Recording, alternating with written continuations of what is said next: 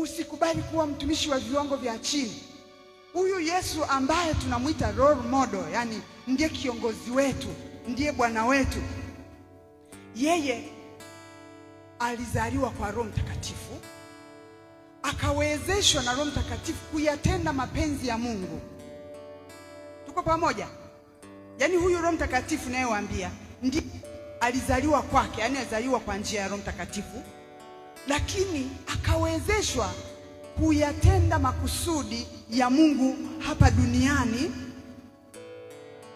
na pia aliongozwa na Roho Mtakatifu kuwa mtii na mnyenyekevu hadi mauti ya msalaba. Alimtegemea Roho Mtakatifu kwa viwango vikubwa. Mtumishi wa Mungu, Roho Mtakatifu akikupungukia Roho Mtakatifu, huna nguvu, huna tofauti tu na watu wengine huko nje. Mtumishi wa Mungu, Roho Mtakatifu atakiwa awe mwingi sana kwako. Halo.